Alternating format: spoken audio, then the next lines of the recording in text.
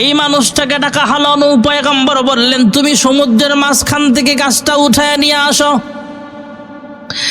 লোকটা বলছে, হ্যাঁ নূহ নবী, আপনি আমাকে বিনিময়ে কি দিবেন? কয়, কি চাও বলো? তোমাকে একবেলা খাবার খাওয়াইতে চাই। কয়, আমাকে খানা খাওয়ান? কয়, কাজ করো, তারপরে কাজ করার পরে তোমাকে খাওয়ানো হবে। লোকটা কয়, হ্যাঁ নূহ পয়গম্বর, আগে খাওয়ান, তারপরে আমি কাজ করব। এভাবে কাজ করার আগে আমাকে খাওয়ান দেন, আমার তো অনেক খাবার লাগে। কয়, কি লাগে? কয়, হাজার হাজার রুটি লাগে, কয়েক হাজার রুটি আমার খাবার হয়। আমি অনেক দেহওয়ালা মানুষ, বড় দেহওয়ালা মানুষ, লম্বা চূড়া মানুষ, অনেকগুলো খাবার আমি খাইতে পারি। নূহ পয়গম্বর আমাদের আন্দাজে মাত্র 2 থেকে 3টা রুটি সে পালোয়ানের সামনে রাইখা বলে, নাও খানা খাও। লোকটা ডাক দেয়া কয়, হ্যাঁ নূহ, খাবার পর্যাপ্ত পরিমাণের সামনে দাও, তারপরে বিসমিল্লাহ বলবো। নূহ পয়গম্বর বলে, এই জন্যই তো তোমাকে বলছি বিসমিল্লাহির রহমানির রহিম বলে তুমি খাবার শুরু করো। খাবার যেহেতু কম, তাই আল্লাহ তাআলা তোমার খাবারের মধ্যে বরকত দান করে দিবে। হযরতে নূহ পয়গম্বর আলাইহিস সালাতু ওয়াস সালাম খাবার খাবেন, এই লোকটাকে খাবার দিলেন মাত্র 3টা রুটি। লোকটা খাবার খায়, বিসমিল্লাহির রহমানির রহিম বলে খাবার শুরু করে দিয়েছে।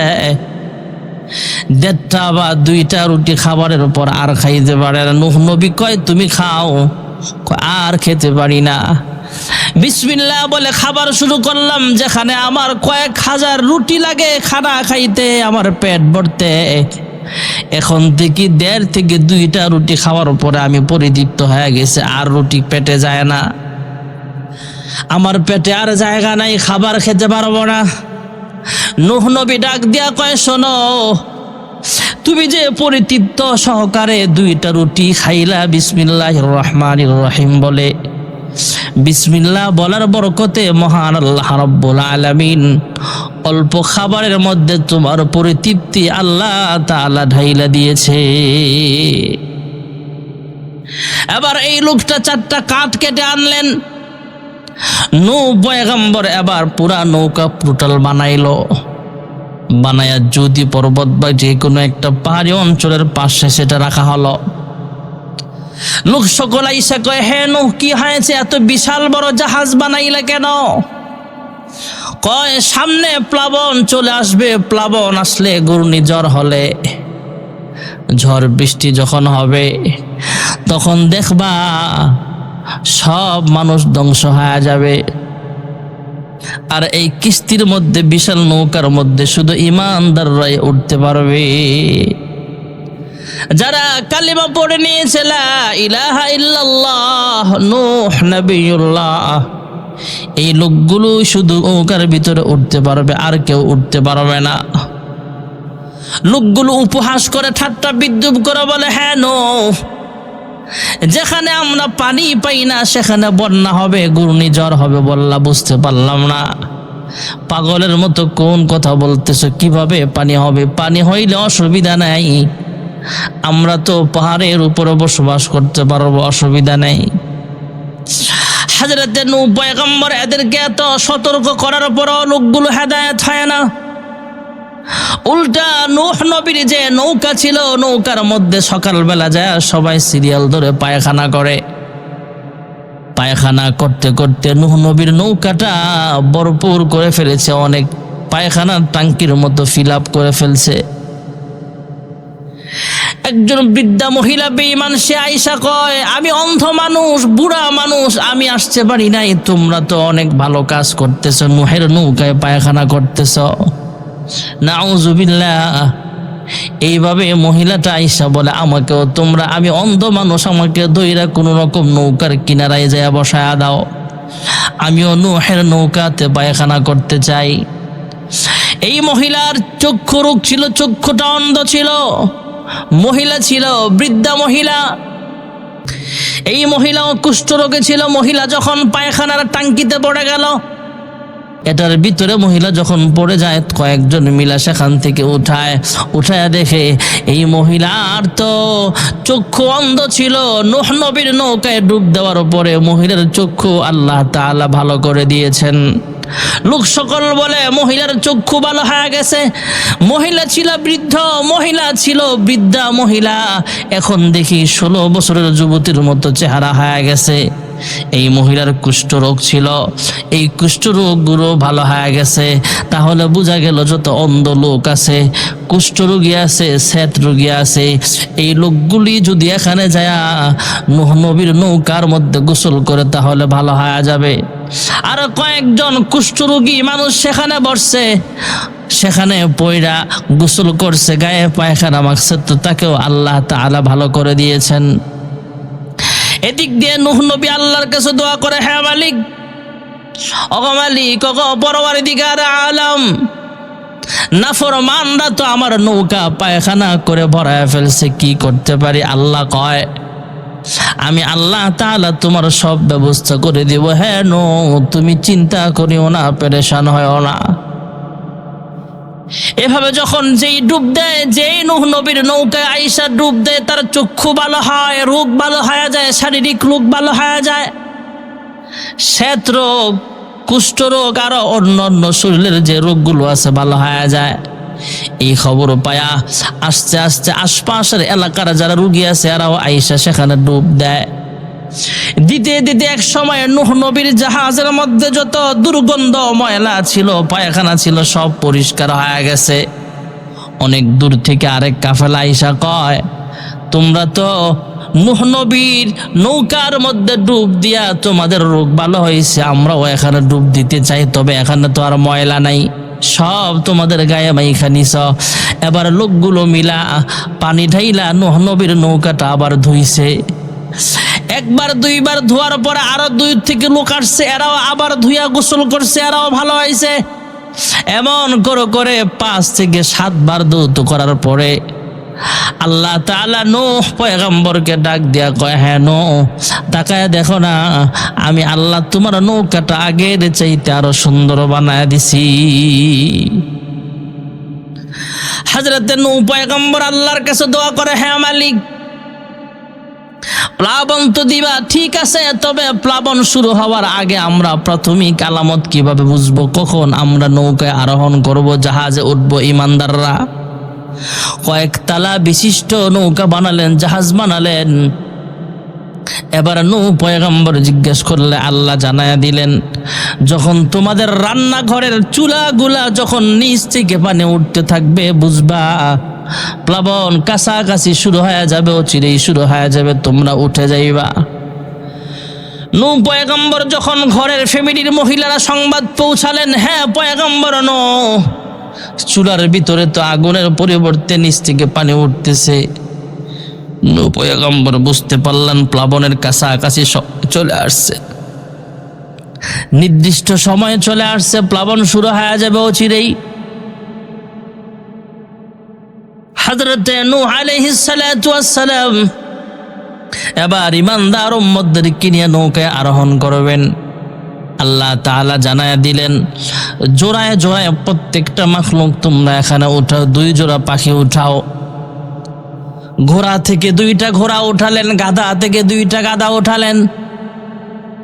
হঠাৎ তাকায় দেখে বিশাল বড় একটা সাপ দেখা যায়, মুসায়া নূহ পয়গম্বরের দিকে আসতেছে, কিস্তির দিকে। আল্লাহ তাআলা জানায়া দিলেন, হ্যাঁ নূহ, এই সাপ 2টাও সেখানে উঠাও।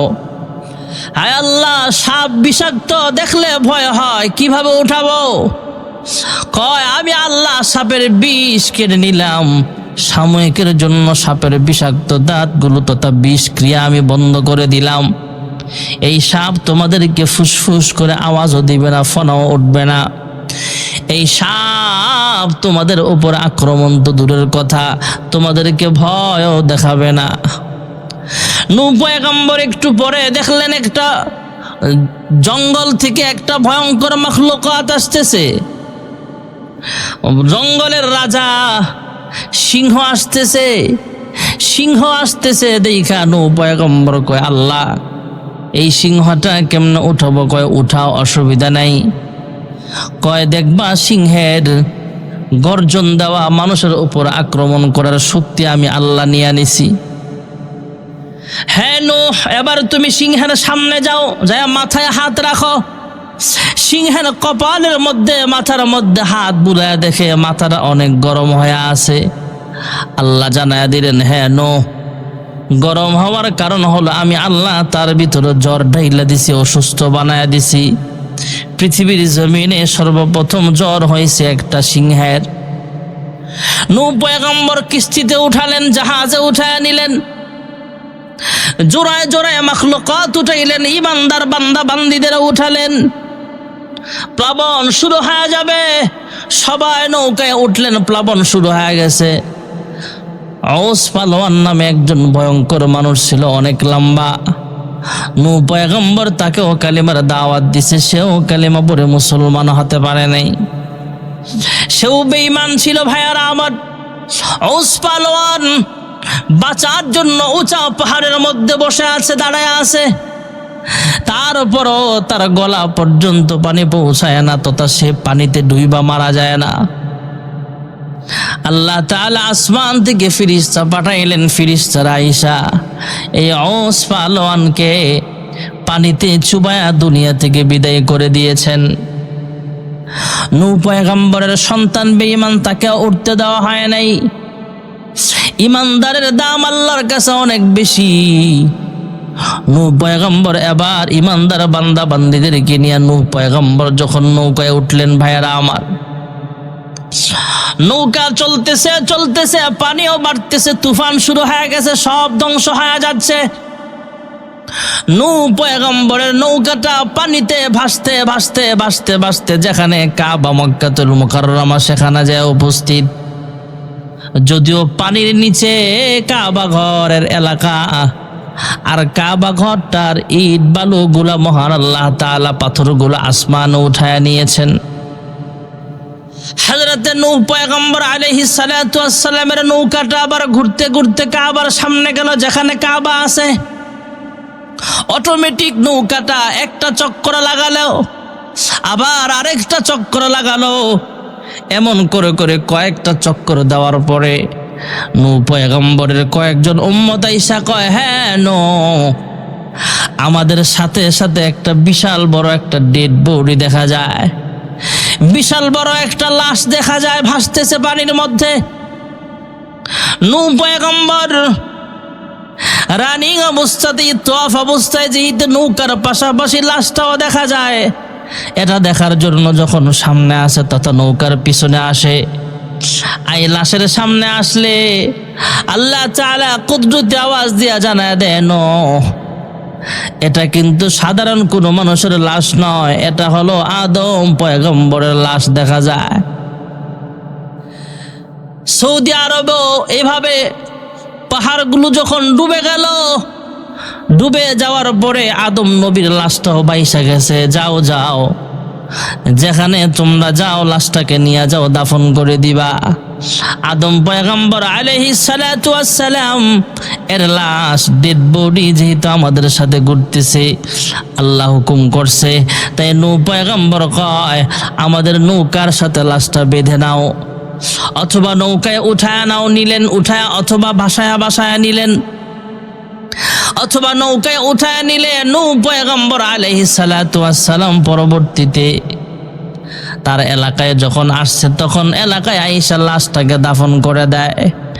এই জন্য কোন কোন ঐতিহাসিকগণ লিখেন, হযরতে আদম পয়গম্বরের কবর হলো দুই জায়গায়, একটা হলো সৌদি আরবের জেদ্দায়, আর একটা কবর হলো ইরাকের মুসেল শহরের কোনো এক পাহাড়ি অঞ্চলে।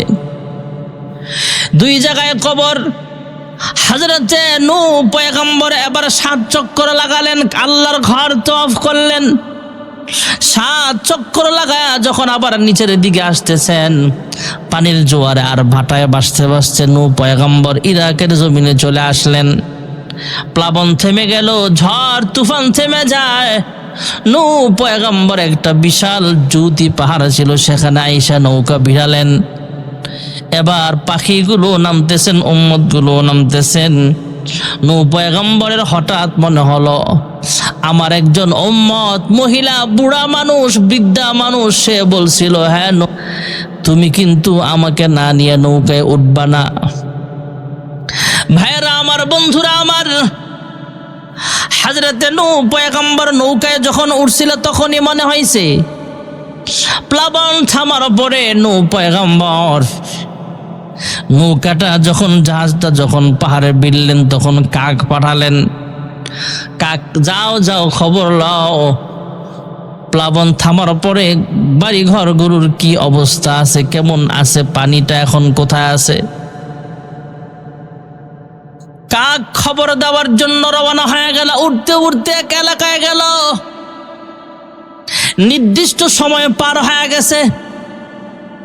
নূহ পয়গম্বর কয় কাক পাঠাইলাম সংবাদ আনার জন্য, এখনো আসতেছে না।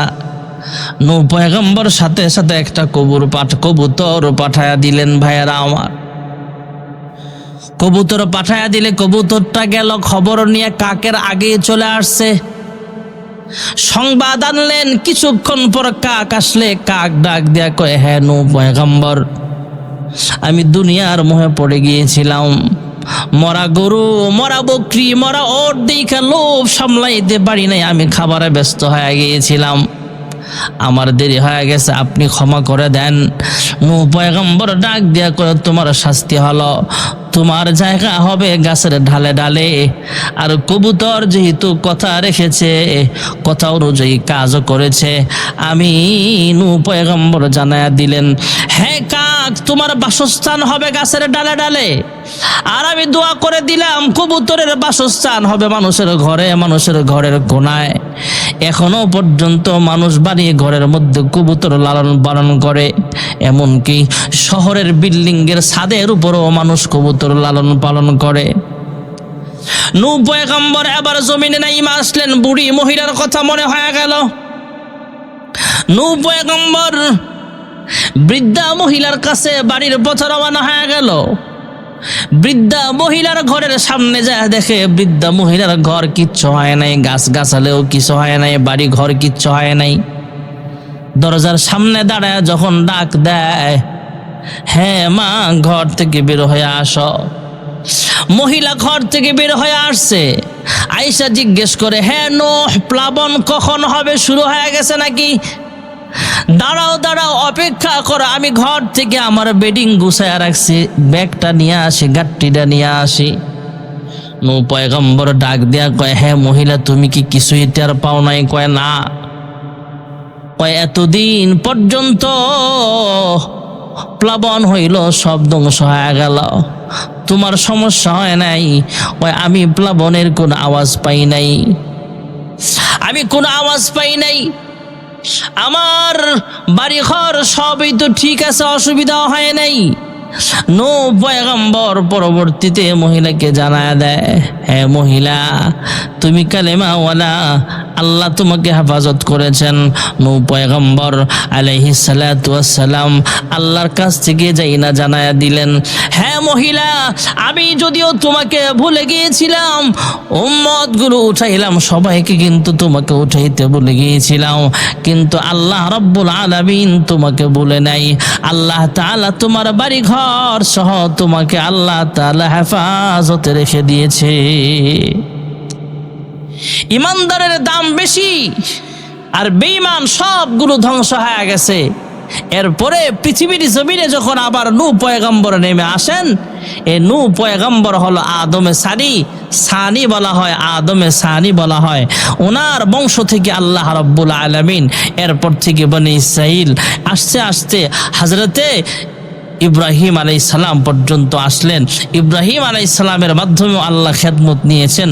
নূহ নবীও কষ্ট করেছেন, ইব্রাহিম নবীও কষ্ট করেছেন।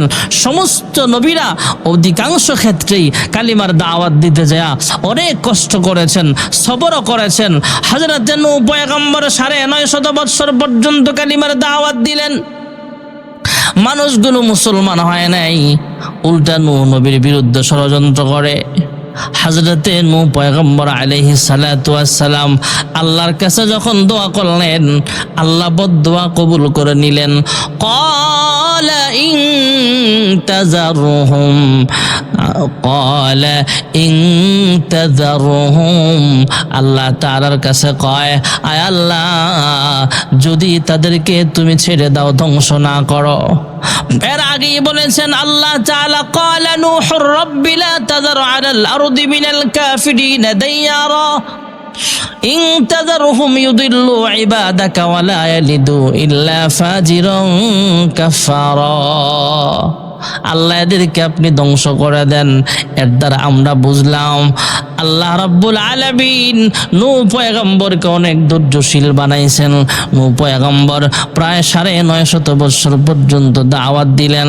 এত কষ্ট করার পরও নূহ পয়গম্বর শুধু দাওয়াত দিয়েছেন। এরপরও যখন তারা কামিয়াব হতে পারে না, মুসলমান হতে পারে না, তখন আল্লাহর কাছে দোয়া করে, আল্লাহ এদেরকেও ধ্বংস করে দাও, এদের বাড়ি ঘরগুলো পর্যন্ত তুমি ধ্বংস করিয়া দাও।